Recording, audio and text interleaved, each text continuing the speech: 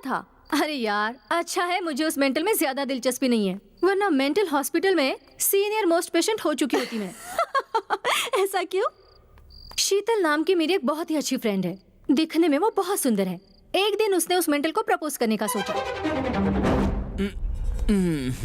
Sharad, I love you. इस कान में कुछ गया है, ठीक से सुना ही नहीं दे रहा है। क्या कह रही थी, जरा और एक बार कहो। मेरे पीछे पूरा कॉलेज पड़ा हुआ है, लेकिन तुम्हारे जैसा लड़का मुझे कहीं मिल ही नहीं रहा है। अब प्लीज मेरे इस प्यार को एक्सेप्ट कर लो। I love you. मेरा नंबर 10वां होगा ना? हाँ।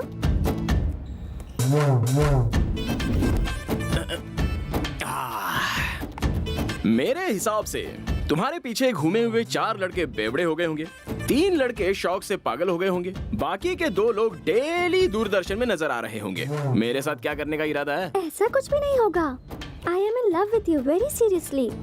वो सब वेस्ट कैंडिडेट्स थे। क्या बात कही है तुमने। कैंडल पूरी जलने के बाद उसकी आग भी वेस्ट है। ये लड़कियों का नया फैशन है। लड़कियों के फैशन, लड़कों का टेंशन, ज्यादा हुआ तो इमोशन ज्यादा हो गया तो रैट पॉइजन। इन सब से मैं रखता हूँ डिस्टेंस। शरद, प्यार करने वाले लड़कों के दिल में सिर्फ प्यार होगा तो नहीं चलेगा, हार्ट के सामने जो पॉकेट है उसमें पैसे भी होने चाहिए। आजकल तुम जैसी लड़कियां यही चाहती है ना। तुम्हारे पीछे 9 लोग पड़े थे, उनमें से किसी को भी 50 पैसे वाला चॉकलेट कभी दिलाया क्या तुमने? यू नो व्हाट, मेरे पास 50 पैसे का चेंज कभी होता ही नहीं। शाबाश। पर मैं उन लोगों से कुछ भी नहीं मांगती थी। वो मुझे जो ला कर देते थे वो मैं ले लेती थी, यही सोच कर कि कहीं उनका दिल ना दुखे, बस इतना ही। शरद, मुझे अपने आगे पीछे क्यों घुमा रहे हो? अभी मैं क्या करूं? इस बिल्डिंग से कूद जाऊं या फिर तुम्हें नीचे धकेल दूं? शरद, जोक मार रहे हो ना? तुम लड़कियां लड़कों के ऊपर लव नाम का कीड़ा छोड़ देती हो, उसके बाद तुम्हारी आंखों के सामने जोकर जैसे नजर आते हैं ना लड़के। हाँ, ऐसा होता है? मुझे तो ये नहीं पता था। इस ईंट से मैं तुम्हारा सर फोड़ दूंगा। हाँ? लव का लफड़ा। चल यहाँ से। बाप रे, ऐसा क्यों किया उसने? किसे पता यार। अगर तू उसके बारे में ज्यादा सोचेगी ना तो तेरे सारे बाल सफेद हो जाएंगे। उसे छोड़, दूसरे लड़कों पर लाइन मार, उसी में भलाई है। Good night.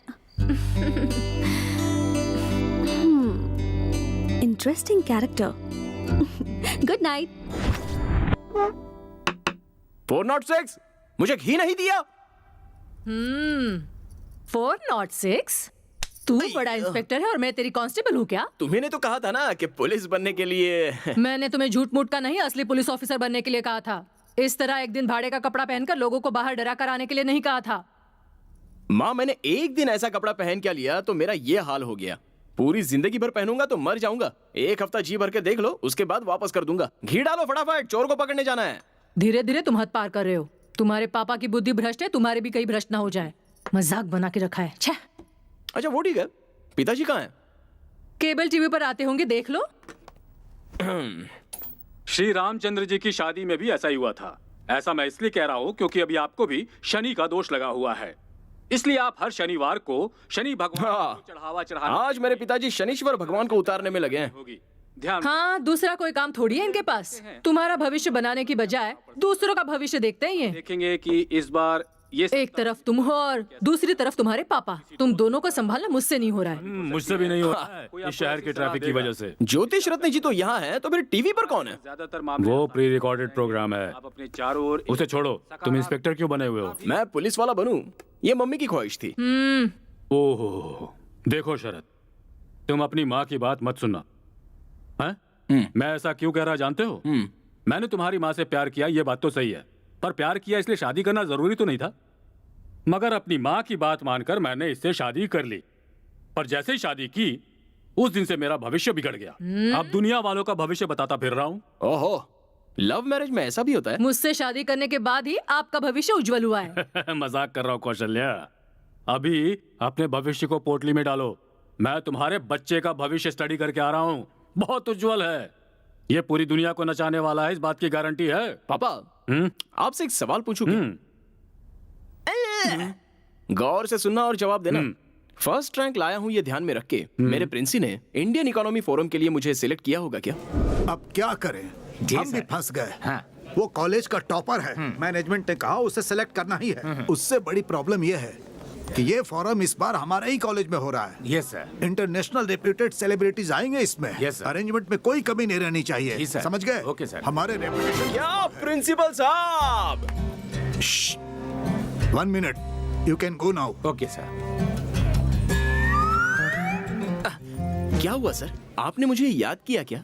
ये सब क्या है? तुमने सबके सामने मुझे इज्जत नहीं दी, और जब कोई नहीं है तो मुझे इतनी इज्जत दे रहे हो। तुम्हारा कैरेक्टर कभी भी समझ में नहीं आता। हाँ, मैं ऐसे ही है सर, डिफरेंट। मुझे सबकी तरह रहना नहीं आता सर। सारे लोग मेरी बुराई करते रहते हैं, लेकिन आजकल बुरे लोगों का ही जमाना चल रहा है। व्हाट डू यू से? ठीक है, माफ करो भाई, तुम्हारा development of Indian economy forum में सिलेक्शन हुआ है। ये लो लेटर। Thank you. एक मिनट, तुम एक ब्रिलियंट स्टूडेंट हो। मेरा नसीब खराब है, इसलिए इस साल हमारे ही कॉलेज में ये फोरम चल Very रहा है।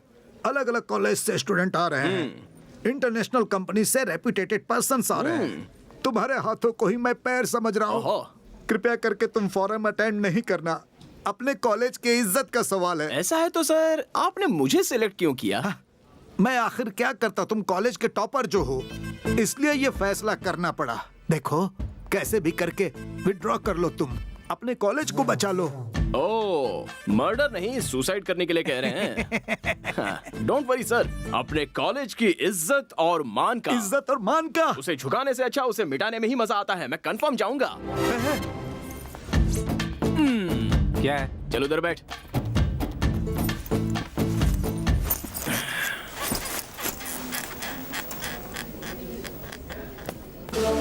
My dear students, welcome to the Forum of Indian Economy.